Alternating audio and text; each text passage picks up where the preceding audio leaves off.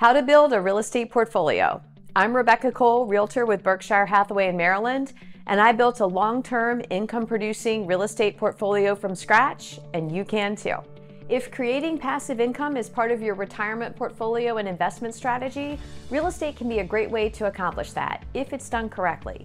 The key is to start early and make sure the numbers work. In residential real estate, the term investor can mean a few different things. The first one would be a short-term or a flipper investor. This is someone who will purchase a property, usually distressed, put money into fixing it up for the purpose of turning it or flipping it to sell for a profit. Then there's a long-term real estate investor. That's someone like myself, who will purchase a property for the purpose of using it as rental income for the long term. These properties are used for either short-term rentals, such as an Airbnb, or long-term tenants on a 6-month or longer lease. The standard lease term in my area is 12 to 24 months. A property investor may handle the rental activities themselves or hire a professional management company to assist in the process. Things like screening new tenants, drafting leases that are compliant with state and local guidelines, as well as processing failure to pay rents and evictions. Property maintenance and repairs are also something to take into consideration. When I was a new property investor, I hired a management company to handle the process for me. The first time a tenant didn't pay rent, I had no idea how to handle it or what to do.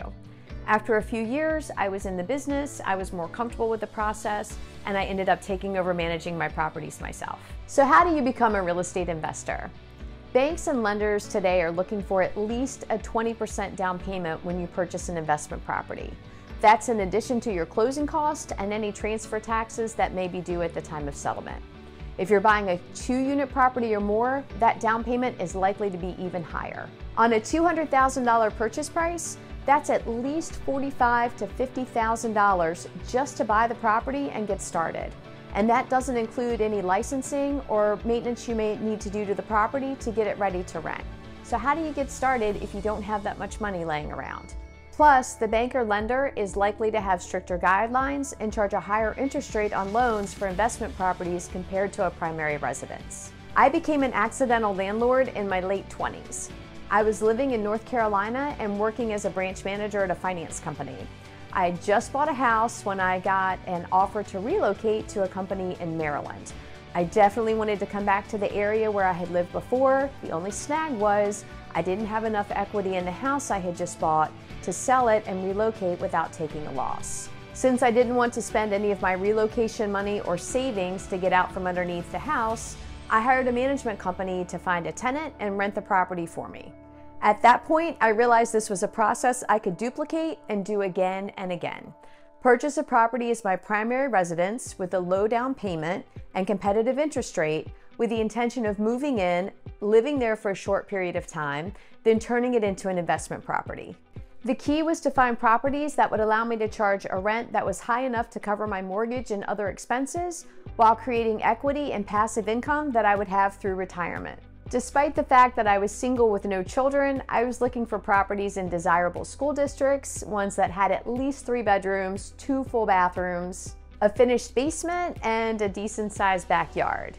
Location was ultimately my top priority. I knew it was better to buy on the low end in a desirable area than in the top end in an area that was not so desirable. In the area where I live in Maryland, I found that townhouses were a perfect entry point to get into investment properties.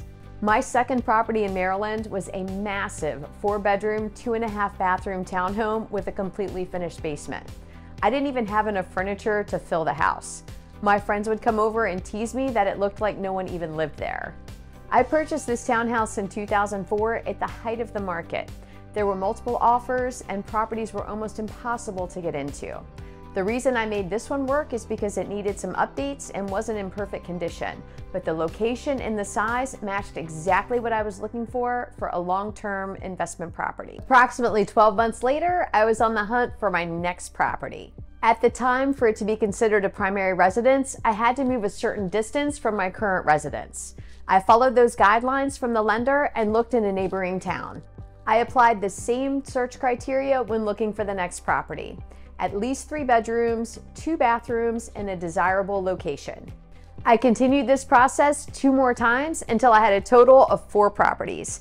1 I live in is my primary residence, and 3 long-term rental properties. For every mortgage, I worked closely with the loan officer so that I was following the lender guidelines, and I always moved into the property for a period of time and used it as my primary residence. This also ensures a quality standard that I don't rent a property that I wouldn't or haven't lived in myself.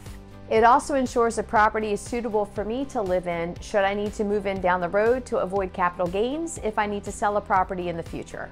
This is an excellent strategy to acquire investment properties long-term to create passive income and build your retirement portfolio. However, there's a few things to keep in mind for this to work. The first thing, and probably most important, is you need to remove any emotional attachment to a property once you've moved out of it as your primary residence. The truth is, someone who's renting the property is not going to love it and treat it the way you did when you were living there. I have to look at it as a business and not take things personally when my property is damaged or I need to evict someone for not paying the rent. Keep in mind, the tenant is paying the mortgage for you, creating passive income and long-term wealth. I appreciate my tenants, even if they're not perfect. I have a thorough screening process and always try to pick the right tenant when I have a vacancy at one of my properties. Unfortunately, things happen and I don't always make the right decision. I've had to go to court, evict tenants, and even take care of property damage. It's all part of being a real estate investor. What's important is I don't take it personally and I keep my eye on the long-term goal. You also need good credit to make this strategy work. If your credit score isn't where it needs to be, work with the lender and get it there.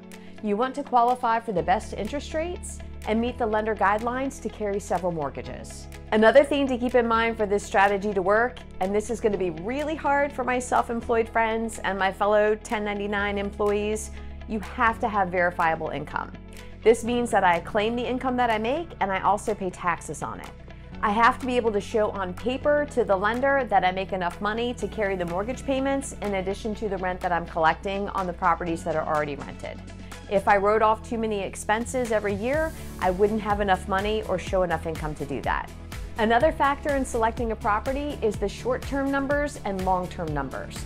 In the short term, I'm looking at the monthly rent in relation to the expenses. This includes the mortgage payment, property taxes, and any utilities I'll be responsible for as the landlord.